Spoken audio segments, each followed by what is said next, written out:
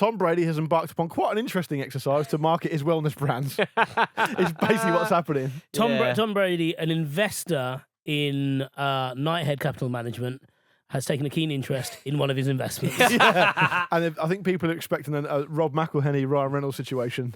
Similar situation, though, isn't it? But they're just more visible, aren't they? Rob McElhenney and Ryan Reynolds are majority owners and taking a lot of interest in the day-to-day running. Tom Brady will never be in Birmingham. and part of their wealth has been accrued by being charismatic. Not quite the same as Tom Brady. No. Really not. And is it not a risk for these kind of, they spoke about like Lewis Hamilton invested in something, I can't remember. Is it a risk to your own kind of PR if you are a figurehead for one of your investments in an investment firm? Sorry. Is it an issue? I think that's a really interesting point, because I think the reason you see this more and more, and it's like it's a little bit different when you think of like Gotham FC in the NWSL in the US, because there are a lot of prominent female athletes who are involved in that, who actually care about pushing women's sport forward. Yeah. This feels a bit more like, actually, if the people of Birmingham hate Tom Brady, is that a problem for Tom Brady? Probably not. No. And you wait till you hear about some of his political opinions. This shit get really interesting after that. But even then, he just kind of goes with the wind, doesn't he? Yeah, he doesn't even have the courage of his own convictions. But I think when he got interviewed at his locker that time, and there was a prominent "Make America Great Again" cap, bright red cap in the locker. At that point, he knew what he was doing then. And he got a load of fucking stick for it. And I think his wife, or now ex-wife, was particularly angry with him. He knew what he was doing there. Yeah. So I think he's a bit of a character. A funny Jeps that will literally lose you £10 million. He's obviously a legend. Like a he's out of this world. What's a baby Gronk?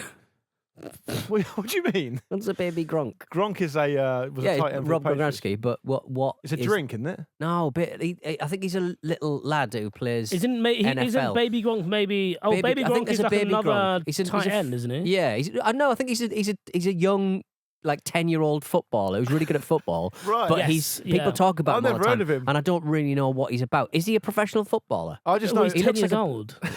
Can you be a professional footballer? His name is Madden San Miguel. I know that. Lovely. I know that. That's a good night in for me.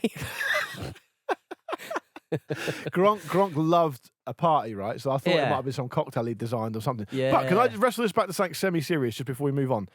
What's interesting, I think, more broadly about all this stuff is that sport has now created athletes that are so wealthy and powerful, they're now starting to invest in the sports themselves. It's happening everywhere. Whether it's LeBron James investing in part of Liverpool, whether it's the Nevilles and the Class of '92 doing the Salford City thing. A lot of American athletes are doing it as well, as we've seen here. Like, it's quite interesting what the end game for all that is, because ultimately you could find a large amount of clubs in football are going to be owned by famous people who are wealthy and also athletes themselves. Yeah. And I just wondered how that will play out in terms of what direction it takes the sport. It seems to be happening more and more all the time now. I think the one thing to be said of Birmingham's owners as well. So it's like the Shelby company that's the holding company that actually owns Birmingham and part of St Andrews as well. I think when you read a bit more about some Peaky Blinders. Yeah, I mean perfect. That's what it's named after, pathetic right? thing. Yeah. Is it? Yeah. Oh, fuck off.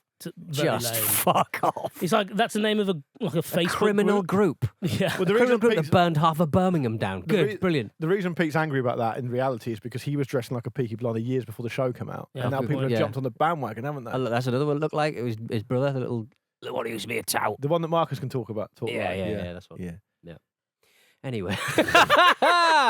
Oi. Cheers for watching another fantastic clip from the Football Ramble podcast. Make sure you click like on this video and subscribe to the channel, which means you will not miss a single upload.